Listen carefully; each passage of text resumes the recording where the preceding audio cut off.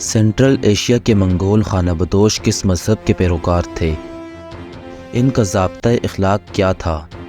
آخر یہ منگول تھے کون جنہوں نے مغربی یورپ اور اسلامی دنیا کو ناقابل تلافی نقصان پہنچایا؟ کیا یہ تاتار تھے جیسا کہ غلطی سے انہیں یورپ میں تاتار کہا گیا؟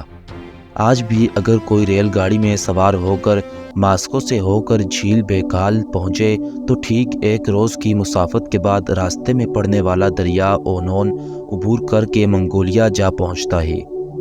لین پول کی تحقیق کے مطابق منگول باقی قبیلوں کی طرح ایک قبیلہ تھا، لیکن وہ ان قبیلوں میں اپنی منفرد عزت ضرور رکھتا تھا۔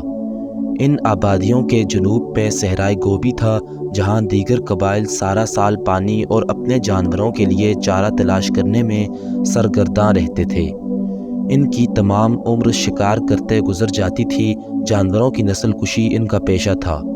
انہی جانوروں سے وہ گوشت، دودھ، اون اور چمڑا حاصل کرتے تھے۔ گھوڑیوں کے دودھ سے وہ ایک مخصوص شراب تیار کرتے تھے جسے وہ خمیر کہتے تھے۔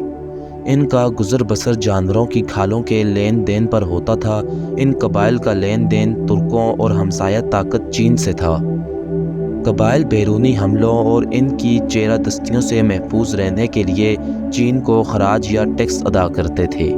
اس دور افتاد علاقے کے بارے میں معلومات 13ویں صدی میں دستیاب ہوئیں، جب دو یورپین انگریزوں فریزجان اور فریرولیم نے علاقے میں پہنچ کر باقی دنیا کو ان قبائل کے بارے میں معلومات فراہم کیں۔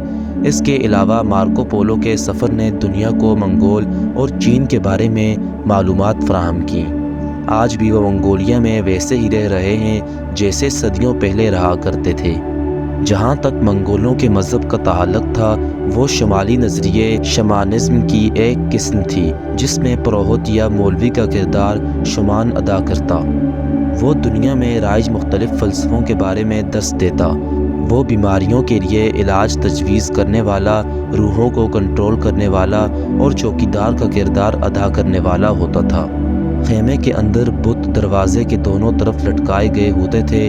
ان بتوں سے ان خانہ بدوشوں کے ذہن میں موجود انسانی تصور کا پتہ چلتا ہے۔ ان بتوں کے ساتھ ساتھ پستان کی شکل کی چھوٹی چھوٹی چیزیں اس مقصد کے لیے رکھی گئی ہوتی تھی کہ وہ ان کے جان و مال اور جانوروں کی حفاظت کریں گے۔ ان کا عقیدہ تھا کہ ان اشیاء کی موجودگی سے ان کے جانوروں کا دودھ بڑھتا تھا اور ان کے بچے صحت مند پیدا ہوتے تھے۔ منگولوں کے خیمے میں ریشم کی موجودگی کا پتہ چلتا ہے۔ وہ لباس کے علاوہ خیموں کو بھی سلک سے سجاتے تھے۔ ریشم ان کے ہاں ایک قیمتی چیز تصور کیا جاتا تھا۔ اگر کوئی ان میں کچھ چوری کرنے کی کوشش کرتا، اسے ایک ناقابل تلافی جرم تصور کیا جاتا تھا اور اس جرم کی سزا موت ہوتی تھی۔ ان مقدس بتوں کو سوئی دھاگے سے سی کر تیار کیا جاتا تھا۔ خانہ بدوش یہ کام بڑی خوشی، عزت اور فخر سے کرتے تھے۔ ان کا کھانا کسی ذائقہ یا لذت کے بغیر ہوتا تھا۔ ہر وہ چیز جو کھائی جا سکے وہ کھا لیتے تھے۔ حرام حلال کی ان کے ہاں کوئی تمیز نہ تھی۔ کتے کو بڑی رغبت سے کھاتے تھے، بھیڑیے کو کاٹ کر کھا جاتے تھے۔ لومڑیاں اور گھوڑے ان کے دسترخوان کی زینت تھی۔ جب بھی کھانے کو کچھ نہ ہوتا تھا تو انسانی گوشت بھی کھانے سے نہیں چوکتے تھے۔ انہیں جوئیں بھی کھاتے دیکھا گیا ہے۔ ان کا کہنا تھا کہ ہم ان کو اس لیے کھاتے ہیں کہ یہ ہمارے بیٹوں کا خون چوستی اور گوشت کھاتی ہیں۔ انہیں چوہے بھی کھاتے دیکھا گیا ہے۔ کھانے کی جگہ کو وہ نہ کسی کپڑے سے ڈھانپتے، نہ کھانے کے بعد ہاتھ صاف کرتے، بلکہ اپنے کپڑوں ہی سے ہاتھ صاف کر لیتے۔ دلچسپ بات یہ ہے کہ ان کے پاس نہ گندم، نہ روٹی، نہ سبزی اور نہ کھانا پکانے کا تیل تھا تو صرف گوشت ہی گوشت تھا۔ گوشت بھی وہ مقدار میں اتنا کم کھاتے تھے کہ یہ مقدار ان کی پرمشقت زندگی سے مطابقت نہیں رکھتی تھی۔